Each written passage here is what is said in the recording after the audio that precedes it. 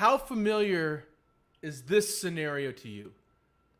Your significant other and you are disconnected because you are distracted with your company's issues. That's nice. Kramer, put the paper down. You never listen to me anymore. We hardly even talk. Well, we're talking now, I aren't see we? you for 20 lousy minutes Oh, in the here we morning. go. And then when you come home at night, you're always exhausted. We never do anything anymore. What are you starting with me for? You know this is my crazy time of year. Look, every famous founder story you read emphasizes the importance of this thing called work-life balance. But these realizations often come later in their careers.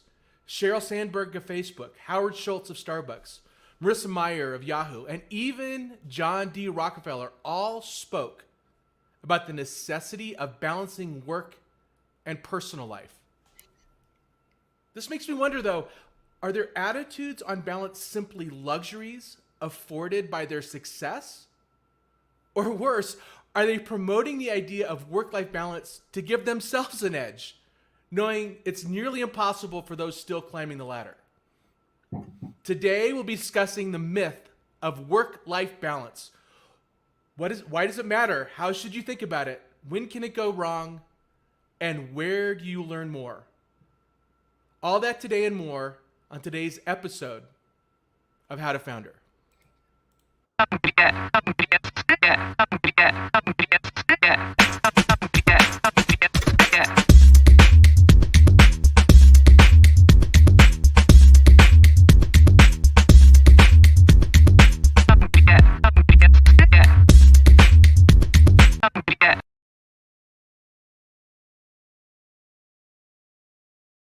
Hi, I'm Anthony Franco.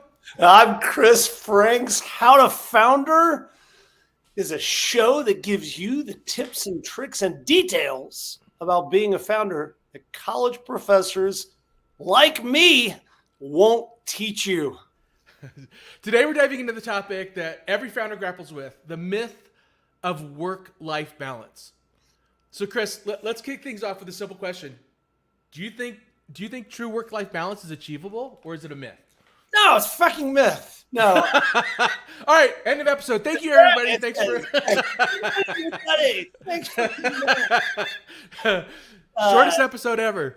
No, I think it's a really important topic, but the reason why I say no is for a different reason than probably you would think, Anthony, which is I have a wild amount of interests outside of work. I have tons of hobbies. I know that's kind of rare for founders to have, but I'll tell you that you're not a founder if you have hobbies. What are you talking about? I mean, I was in Southwest Colorado over the weekend, and I went fly fishing. It was great. I went hiking in the mountains. I did this. I love being outside. I love doing that, and it is what recharges and resets me for this work.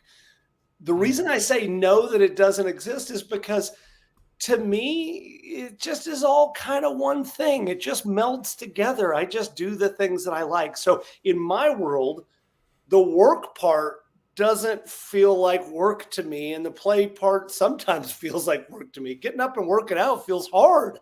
That does feel like work. The work stuff is just fun, and I really enjoy it. So to me, the idea of what we do, I do believe that there is so important to have things that you do outside of work, but the idea of work-life balance has just never made sense to me. How about you? What do you think?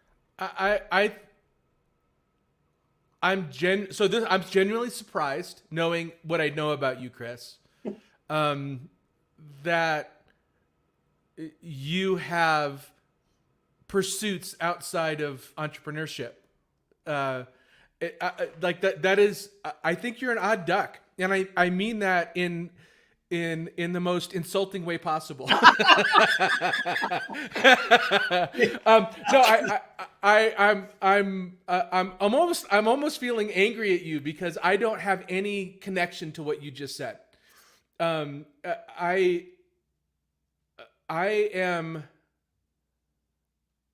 have to pull myself away from work in order to have the resemblance of somebody that has work-life balance. To go interact with my daughters or to go have time with my wife. Like it's difficult for me to pull away because of the tremendous weight and responsibility there is to when running a company or when starting something new. So I know a lot of founders like that, where they talk about work-life balance as though it's a foreign concept, and they say they have it or they say they pursue it, but in reality, it's not a real thing. Let me put it in a different way. I think work-life balance is a goal for an employee, not for a founder. What do you think of that? I fully disagree. I think it's All right. but I think this is what's good about this conversation. First of all, let's define what we consider to be work-life balance, because that piece of the equation is probably the most important thing. It's probably where you and I would agree a little bit more on this in this component. So, am I obsessed about my work? 100%. Do I work obscene amounts of hours? Absolutely. But is it the only thing I have in my life? I think I would feel incredibly lonely and pretty myopic if that was the only thing I had in my life. And the difference is that early in my entrepreneurial journey, I did let all those other things go. I had my relationship with my wife suffered. My relationship with my children. I didn't, the friends that I had for a lifetime, I stopped returning their calls. I stopped texting them. And, when you stop texting your friends back, eventually they're going to stop texting you, right? I did get overly focused into this thing. But the late, great Colin Powell said, avoid having your position so close to your ego that when your position falls, your ego goes with it. When my first company failed, it crashed my whole world. And so since then, I've tried incredibly hard to make sure I have things outside of the company that I put my self-worth into.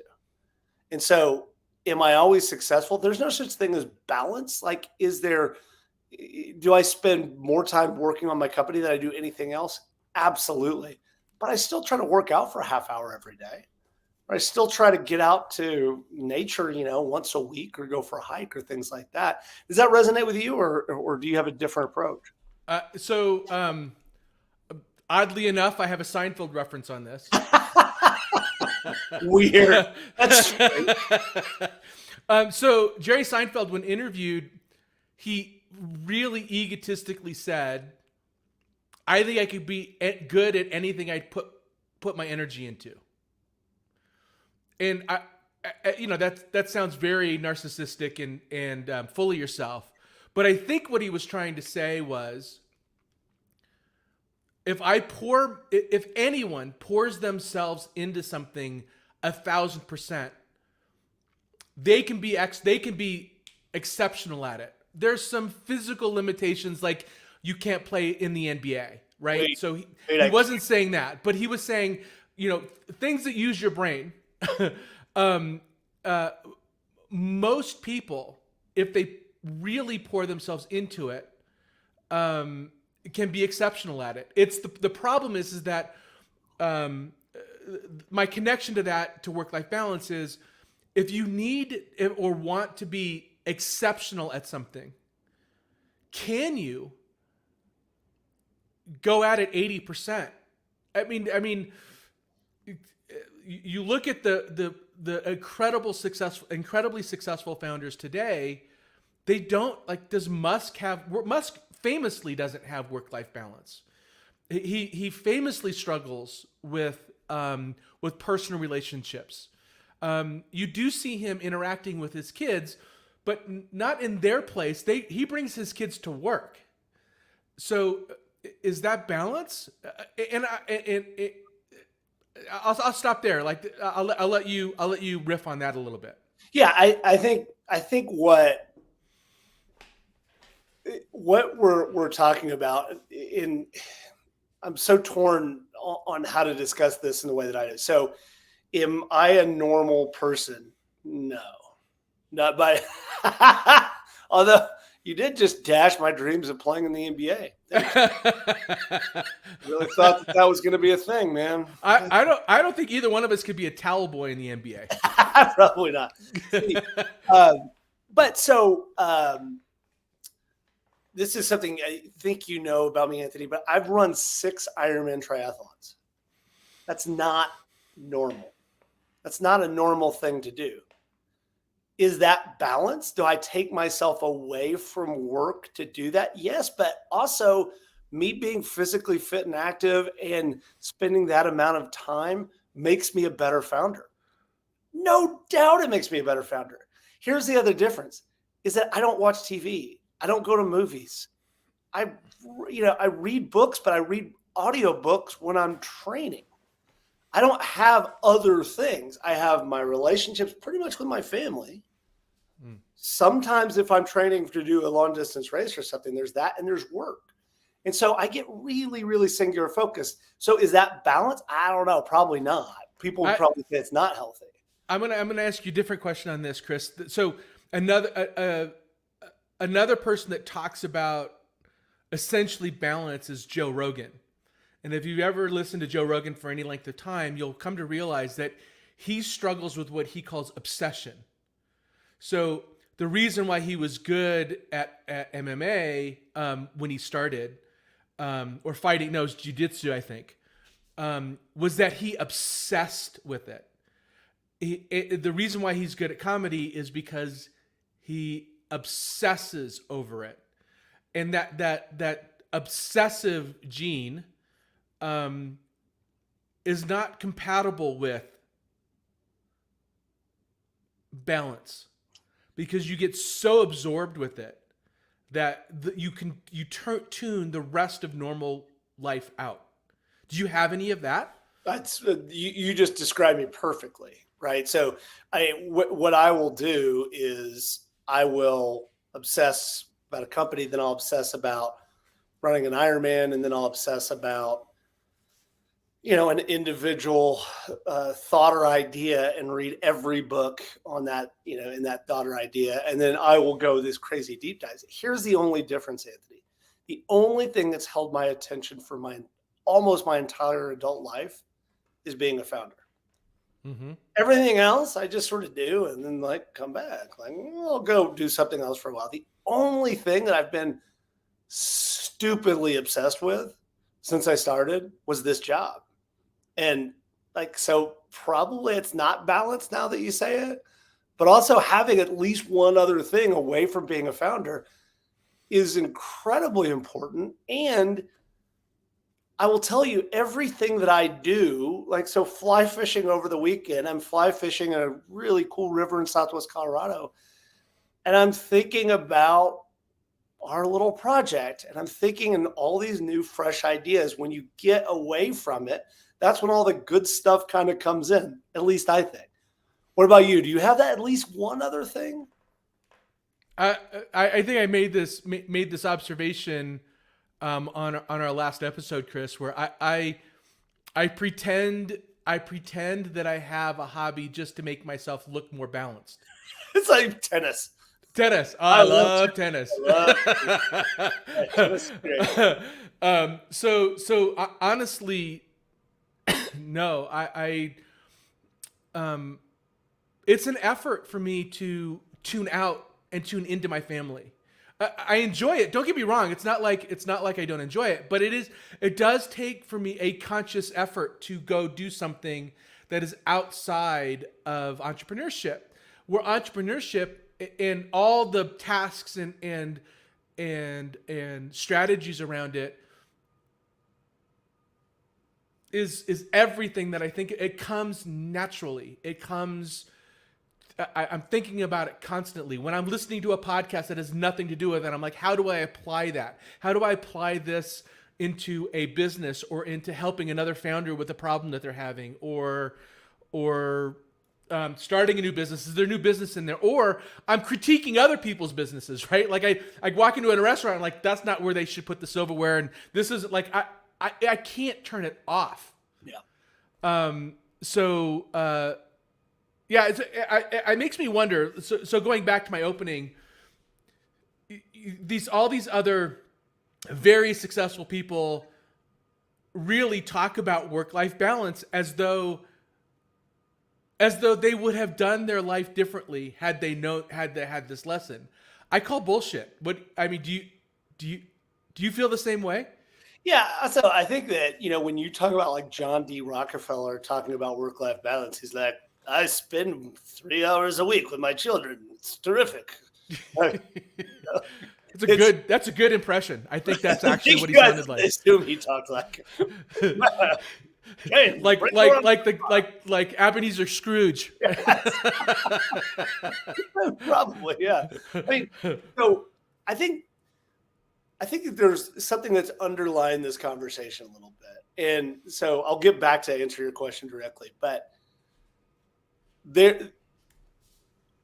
I think that at least to set as a baseline, I love doing this job.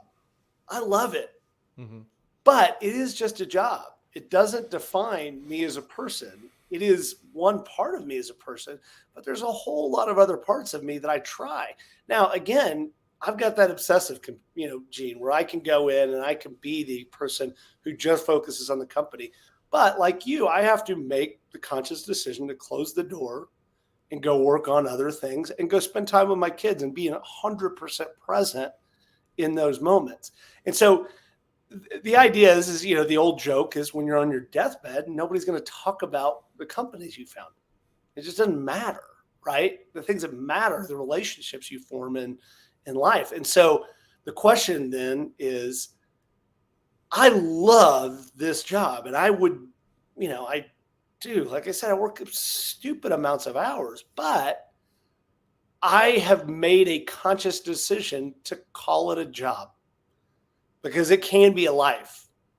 And I think there's been times in my life, including this last company, where the job took over the rest of my life. And so I try really hard to not let that happen now, but it's a conscious decision because it will eat up every hour, every bit of attention, every bit of everything. And it kind of turns into an asshole, I think. At least that's what I think. What do you think? Agree or disagree? Then I must be an asshole because for me, it's a calling. It's not a job. It's a calling. It is foundational to who I am. And it's different because it's not the company I'm working on that is who I am. But when people ask me, if somebody said, "Who are you?" I would say I'm an entrepreneur. It's not what do you do, it's who I am. So I'm struggling with this notion of, you brought up the deathbed thing. I certainly agree with nobody on their deathbed says, I wish I worked harder.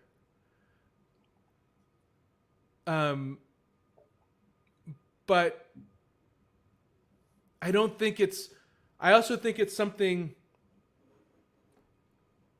I think if this is who you are, if you are a founder, if you want to pursue this life, I think it's an admirable life to pursue because you can make a dent in the universe as an entrepreneur. You can bring economic prosperity to your region or state or country or the world in many circumstances. So I'm struggling to separate the difference between my vocation and who I am. My vocation is different than my calling, and my calling is entrepreneurship. I'd say, first of all, we're just, anybody that's listening, anybody that wants to reach out, we're just going to take submissions for any potential hobbies that Anthony can do. Like just, woodworking, maybe, I don't know, pottery. is something we can try. I don't know. Google Here's Sheets. Google Sheets is my hobby. That's where I am. oh man, I love a spreadsheet. Building complicated spreadsheets is sort of my happy creative outlet.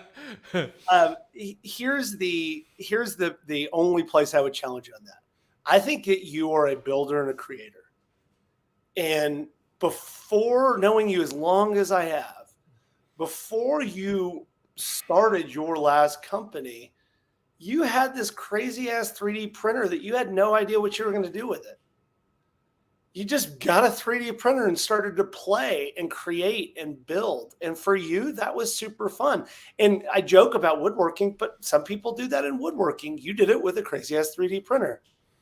Some people start woodworking as a hobby and then end up selling furniture. Like, it's the same idea. So those two things can be connected. Right. But there is this idea of a passion for creation and a passion for that artistic, that creative outlet that exists someplace under this concept of being a founder. Now, being a founder and being an entrepreneur is simply an outlet for that force. And it's one of those things that could probably eat up all of that creative force. So you don't feel like you need to go out and be a woodworker. But if, we're in the 1930s or 40s and the only jobs we could get was being a traffic cop, you would probably be in your basement tinkering with woodworking. Is that fair or no? Yeah, I'd be breaking something. Yeah, right. For sure. So that brings up an interesting point. So, the book Traction, you and I are fans, EOS, we're fans of Entrepreneur Operating System, and this notion of visionary versus integrator. And for those of you watching, I'm going to do a really bad job of describing those. So visionary is essentially the creative, strategic force behind a company, and the integrator is the person that organizes and operationalizes the vision. And the book is very clear. Chris, how did I do on describing that? I think it's perfect. The way that they describe visionary is they come up with 12 good ideas before lunch. 10 of them are bad. Yes. Yeah. And the integrator is the one that hopefully puts the two good ones into practice. Right. So my question would be, Chris, and this is a little bit off topic, but I'm good with that. Can an integrator personality type be an entrepreneur? Yes. It's an interesting question, and it made me pause for a moment. I think there is a myth out there about the lone visionary, crazy entrepreneur that sees the world differently and wants to change it in all these profound and different ways. There's also people that are incredibly successful entrepreneurs that are master writers of Python, or LAMP stack. So there is no one single path, I don't think. Or how about just a lawyer that's really good at their craft that has a solo practice? Absolutely. And right? or people that are wildly, obsessive about their thing, right? So let's go back to a crappy example. You love woodworking and you become a master craftsman and you decide to start building and selling tables. Is that person a visionary? Well, probably not. He's probably somebody who's just really, really, very good at what they do. Yeah. She's a craftsman. Yeah. And so getting back to the work-life balance thing, I was just curious about what you thought about it. An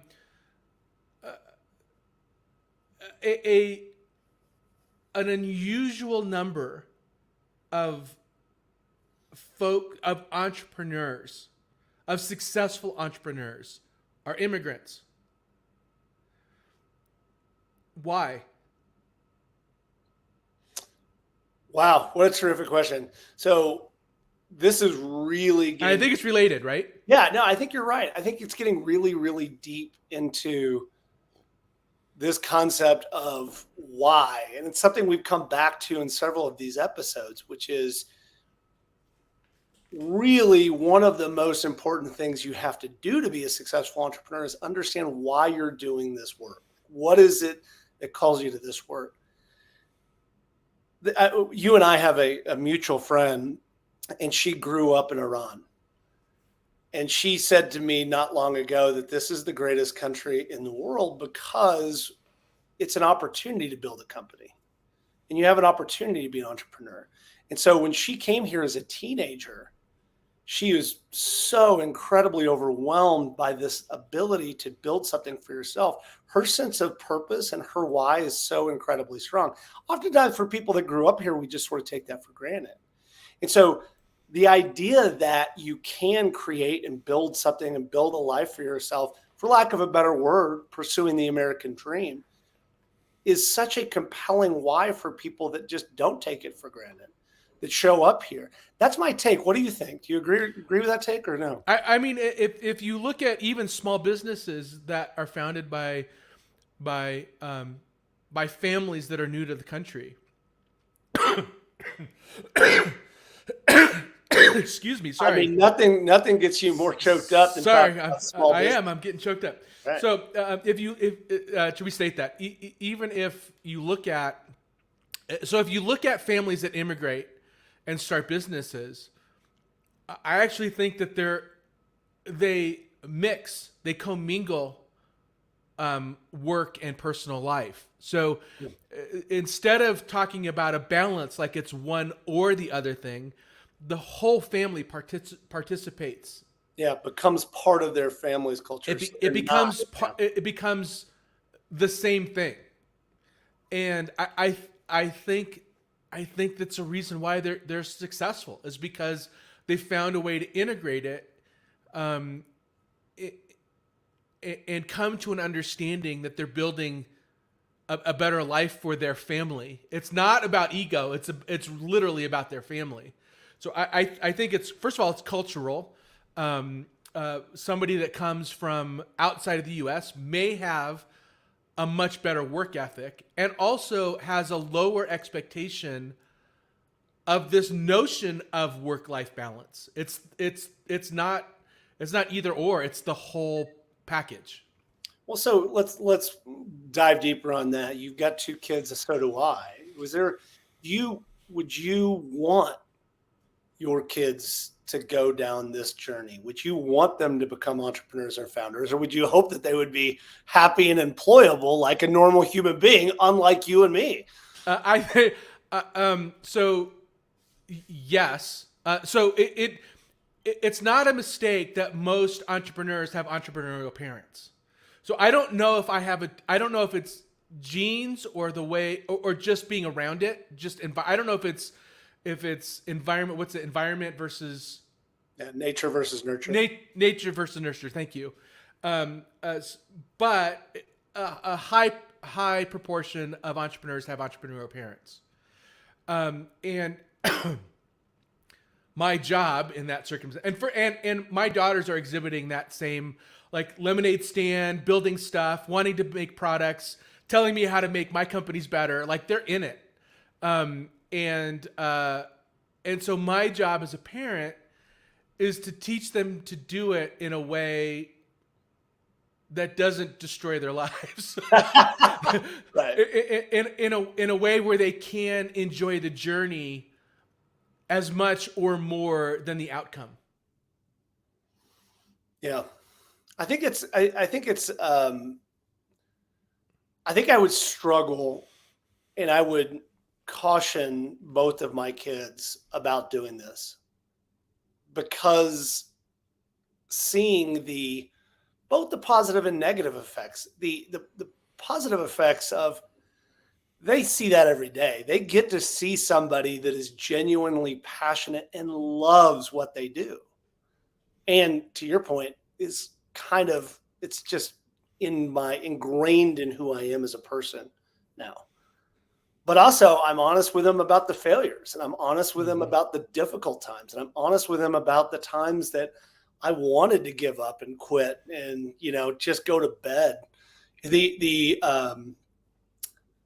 maybe one of the things that's most fucked up about this job is, tell me if you agree with this. There are times when entrepreneurs and founders, when they dream of prison or a non-lethal hospital stay, like maybe if I could just get Oh a my cut of God. this. I have never said that out loud, Yeah. but yes, I totally identify with that. You're like, maybe just like, and something where I'd have to go and stay in the hospital. They just need to watch me for a few days and no cell phones in the room.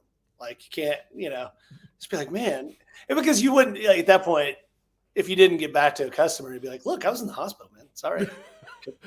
A good excuse. A good excuse. Yeah. Right. I see it a little bit differently in that, like, do you teach your kids survival skills? Like wilderness survival? Yeah. What I'm asking here is, what's the difference? What's the difference of being able to survive in the wild versus being able to survive on your own? Like, eat what you kill is the thing that I hear a lot with why people like entrepreneurship. Like, you learn survival skills when it comes to generating your livelihood, unlike any other profession. I think for me, this is going to be a little bit of a strange and crappy analogy, but I'm going to go with it anyway, which is, I love baseball. Baseball was my sport growing up. It's not a surprise because baseball is a sport about failure, and it's a sport about getting, kicked in the teeth and getting up and having the most successful people are only successful 3 out of every 10 times, right? Like, it's just a great analogy to this. But baseball is an incredibly hard sport. I never pushed that on my kids. Never. I wanted them to find the things that they were passionate about and they enjoyed. And sometimes I regret that because we don't have baseball in common. Baseball's, like I said, it's a tough sport. Soccer's way cooler. But the kids played soccer, and it was a way more interesting, fun sport for a kid growing up. But it's the same approach for me with business, which is, I don't want to push this life on them. I don't want to push this journey because I see my wife, who absolutely, she's an employee, right? But she's got work-life balance. She goes and works out. So when she leaves work, she shuts her laptop and she hangs out. But she also watches TV, which I don't, right? So she talk about hobbies. Like, she actually has free time. She fills it with other stuff. But it's kind of like I sort of hope they can find a life and be happy and make a good living not doing this work, just knowing the crazy ups and downs that exist doing it. And I love it. And I talk about how much I love it. But I sort of kind of hope that they don't do it. Does that resonate with you or no? No, I think it's too late. You've already ruined them? Yeah, I think I've ruined them. I think my oldest, Ella, sees herself as a builder and talks about wanting to be an entrepreneur. Now my younger one is more of she's more into theater and singing and that kind of stuff. So she may escape it. She may have already reached escape velocity from entrepreneur's but I think so sure, man. Remember the creative arts. It might be, but you're right. But my older one, I think she's caught the bug. She's always, hey, Dad, can we go put up the lemonade stand out front? Like, that's her. She's just always wanting to sell something or build something. So I think she has it. But again, I'm certainly not pushing either one of them into anything. But it's by osmosis, right? They're around it. So they pick up cues and clues and try to apply it themselves. I don't know if I could have hidden it from them. So here's where I think we have common ground. We believe that if given the opportunity, this vocation, this calling, like I said, I choose to call it a job, even though it's a calling, right? I choose to call it a job because for me, that gives me a sense of barrier in my mind. But this thing, given the opportunity, will eat your time. It will eat your energy. It will eat every bit of focus that you can give it. There is never a moment when you have everything on your to-do list done, ever. The moment you start this job, there is no summer vacation. There is no last day of school, right? There's always other things to do. So we can agree that that's true. Now you and I approach it slightly differently, but I think that's a truism. But we also agree that we don't want to be on our deathbed and have our kids come up and be like, who's that guy again? Right? Right. So let's talk about the tools and tricks. Like, what is it that you do to try to close the door? And again, it's really hard. My mind wanders and I think about company building. But what are the things that you do to help you try to close the door and be present with your kids, with your wife, with your friends, the rest of your family, other things? Well, yeah, for me, I time box it. So for the most part, I don't work past 8 a.m. on Sunday mornings. So I'll get, me, I get up really early. I'll work for a few hours on Sunday morning, and then I shut work out completely. And my family typically will go to church. We go to church every Sunday, and then we go do a family thing on Sunday. So part of that is part of it is time boxing and forcing, essentially creating a routine around family building. And Sunday's not enough, so it's also like when I have my office downstairs and my kitchen is on the main floor. When I'm not in my office, I try not to work. I try to be there for them.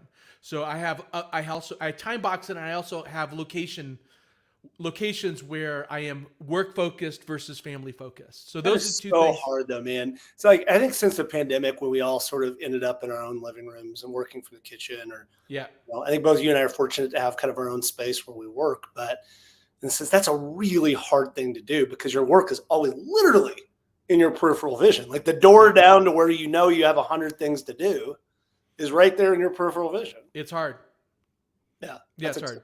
Okay, so you close, like metaphorically and literally close the door. You time box it. Any other things that you do when you try to really stay present? I also think I don't try really hard to. I try to involve my family in the things that I'm doing at work. This may be a mistake. I'm not sure. But I try to give them a sense of what I'm up to and involve them in my thought process, just because it's a connection. It's a place to have a conversation. So I don't know if having that metaphorical door between the two things does any good to bridge your connective tissue with your family. Now there's certain things that you can't talk about, right? When you're freaking out about making payroll, you can't bring that home, and you can't talk to your kids about it. Like, I don't know if I'm going to be able to feed you next week. Like, you can't have that conversation.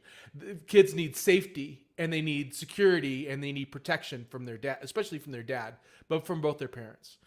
But when it comes to thinking through problems or wondering what to do next, I definitely bring them in on those conversations just because it's something fun for us to talk about, and it's a connection point. Yeah. I think I've probably kept too much of a firewall from that aspect. It's like, I just try to keep those two parts of my life separate. And occasionally, if they want to talk about it, and, Sam, my youngest, has gotten interested in business and entrepreneurship lately. And so we'll talk about some of it, but I try, and this was a mistake early in my life, which is just talking about everything, particularly as I was just getting started and realizing that the highs and lows of this life are not easy for a partner. It's not easy for a spouse to go through. And so No. that's why having co-founders is incredibly important, because you can talk to them about it, like, yeah, it really sucked, right? Or that was really amazing, right? Without Or a founder or shameless plug, a founder peer group to go or a to founder where you peer. can, Exactly. yeah. Yeah, absolutely. People Right. that actually genuinely care. I think Right. so. The other thing is that this is for me, this is a process, and it's not something I'm good at. But I'd say probably 8 or 10 years ago, I decided to start working in a mindfulness practice and just trying to be present, because there's so much noise associated with entrepreneurship, and there's so much noise associated with company building, that I was having the hardest time being in any room. And if I was with my family, I felt like I should be at work. And if I was at work, felt like I should be in my family. And it was Mhm. this constant sense of guilt between these two places.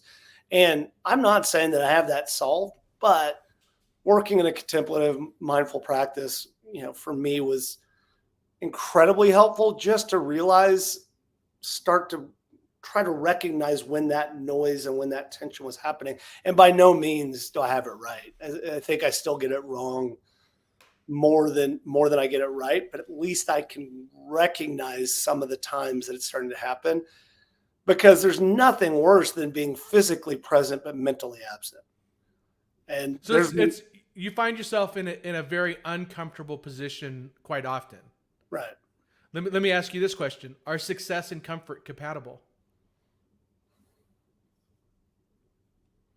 I want to say yes, but I'm not sure that's true. It's not.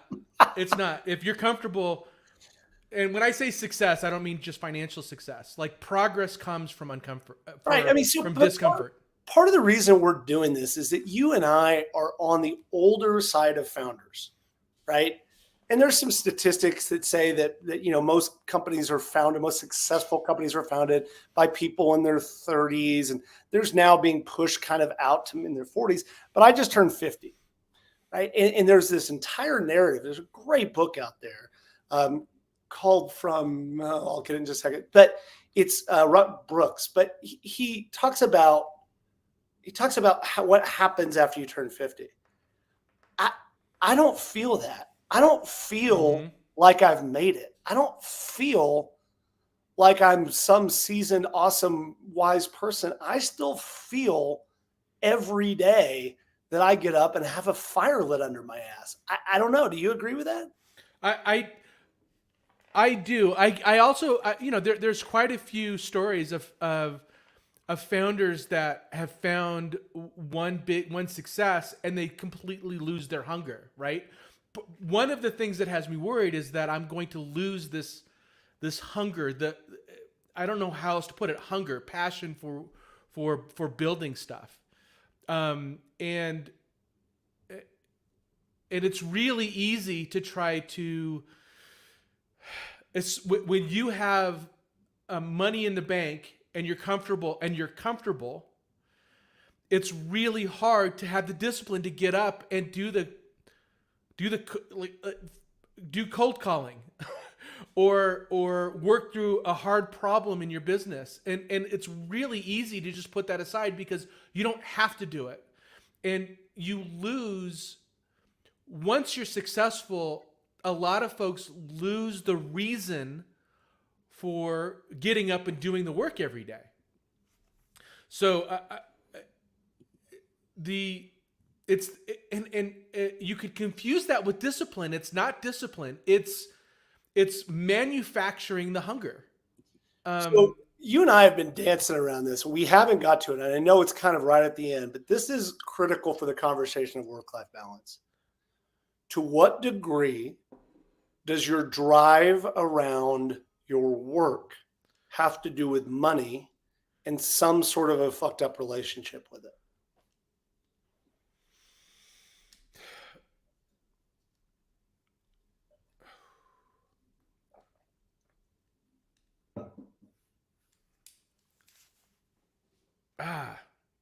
I'm struggling with the answer to that. So Well, let me I ask you could a question. Did you grow up rich or poor? both actually. Me too. Uh, I grew up. I, I grew up. My grandparents had money. We were poor. I was Yeah, from a so really good so I school. lived with my mom who was poor, and then lived with my dad who did well. Right. Um, So you were of two worlds, right? yeah, I don't. I can tell you, I'm not motivated by money. And that is actually, I think, hurts me sometimes in business. Me too. Yeah. Um, but I'm not motivated um, by looking at my bank account grow. I'm just not. I'm motivated by building cool shit. So I don't know if my relationship with money is, as you put it, fucked up. Um, but it's not my primary motivational fact. It's not why I get up in the morning. My relationship with money is fucked up, and it is. I love building. I love this job. I love this sense of creation. I love this idea of control, of freedom, but also it comes from fear. It comes from the fear of not like getting to do this work, but doing it where it's not a job. That fear is a huge motivator for me. And otherwise, like if I was super rich, I would still do this job. I don't know, but I'd probably just do it for like, fun or something. I don't know. Yeah, I think money gives you. I mean, money is obviously freedom. For me, money is about being able to build more cool shit. Like more machinery, for lack of a better term, to build great things. Yeah, but you and I, like we love this stuff so much we would do it for free. The problem is we end up doing it for free. And there is an entrepreneur and a founder, even though we kind of lump those things together. An entrepreneur is somebody who makes money off of doing this thing versus somebody that's like a volunteer or, something like that doesn't make any money off of it. Right. Like that's the single line in the sand. And I struggle with that all the time. Like how much of our time do we give away for entire free just because we want to help founders? Yeah, and I think I'm a little bit different in that, and this is also a scale, right? So it's a gradient scale. I have no problem asking to be paid for value, and so I would have a problem asking to be paid for providing things that aren't valuable. Like I don't think getting paid for my time necessarily is the same thing as getting paid for my value. And on that note, when is my paycheck coming from the How to Founder podcast, Anthony? Like, because, all the value I'm providing here, right? Right. Okay. Oh, there's a reason Someday. why I don't get paid. Got it. Okay. Now I understand. Yeah. Yeah. Someday. That's great. You're asking me as though I'm the guy that writes the check. Like we don't even have a bank account yet, Chris. Like how? Very valid point. I think I was equating it with the notion of value. This is like, man, the value. That's just kidding. Any day now, we're gonna have 1 billion downloads. It's gonna be great. All right. I think we're supposed to ask a hypothetical, but we're really out of time here. But so I'm just gonna wrap things up, Chris. So I think what we've come to. So what I've come to is work-life balance for most entrepreneurs is a myth. I think you're an outlier. That's okay. And in reality, it's not this. I think that work-life balance is. It's two sides to the same coin. So you need both work and personal, and some founders, it's just about how you integrate it into your life. Do you have and there's no right or wrong answer here. Do you have a firewall between your work and your family? In some circumstances, based on your family life, that makes sense. You do need to be mindful about building those personal relationships because it's a big part of happiness. So don't degrade your personal relationships, but also make sure those personal relationships understand what your relationship is with your entrepreneurship and that journey. Chris, anything else you want to add to summarize it? I agree with 80% of it, what you just said. The only piece is be very, very, very clear. If you choose to go down this path, it can dominate every second of your waking life. There are people that we know, there's a reason why divorce rate's higher. There's a reason why people, suffer from depression. They feel lonely, all those things, right? It can eat every single second. And so when you say that when I have work-life balance, it's because I've cultivated it. It's because down through the years, I've tried very, very hard to create things that are part of me that are not this job. And so, we'll be covering that entrepreneurial. So mental health is a big part of being a founder skill. And correct. we have more topics coming up that will talk a little bit more about how do you cultivate your own mental health. Like you can be great at Excel spreadsheets and be terrible at your own mental health. And that's an important part of being a founder, is taking care of yourself. And we'll certainly talk about that quite a bit more over the next few months. All right, so where to dive deeper? So we have so you've got The One Thing by Gary Keller and Jay Papasan. You have Essentialism, The Discipline of Pursuit of Less by Greg McKeown, and Deep Work by Cal Newport. Chris, what do we have coming up next week? The book that I was mentioning earlier, it's by Robert, but it's called From Strength to Strength. Anybody that is in their mid to late 40s that are coming up on this career, I really highly recommend it, because it does talk about the science behind getting a little bit to the golden years. Is that where we are, Anthony? What are the golden years? Yes. Should we call ourselves the golden boys, golden girls, golden founders? I don't know. That probably... more like grumpy old men, but grumpy old men is pretty good. That's pretty good. So that's it for today on How to Founder. Next week, we're going to be talking about minimal viable product. But Anthony, people wander across this and they want to get in touch. They want to know more. They want to reach out. They want to hang out with us. Where can they do that? So first of all, we're trying to grow our followership on LinkedIn. So linkedin.com/company/howtofounder. Please follow us there. You can also follow me and Chris on LinkedIn and on X, and howtofounder.com if you want to dive even deeper. And I'm also going to give a little teaser here. We just landed a great guest to talk about personal branding. Clifton Sellers has a huge following on X and is a personal branding expert, and we're going to be doing that on August 20th. So next week we're going to talk about minimal viable product, but also bookmark the 20th to tune in. Oh, and one more programming note. We are switching from 7 a.m. to 8 a.m. So Chris's coffee takes a little bit more effect. Thank you, for the love of God. So we will be broadcasting now at 8 a.m. And you can always just check us out on YouTube. We have a YouTube channel, How to Founder, if you want to catch an episode you missed. Yeah, and work-life balance, man. Like sometimes sleeping till not 6 a.m., like sleeping till a reasonable hour, it can be, it's balanced in that. I go to bed at a reasonable hour. So I go to bed at a reasonable hour, like midnight. It's totally reasonable. Yeah, okay. All right, guys. Thanks again. We'll see you on Thursday.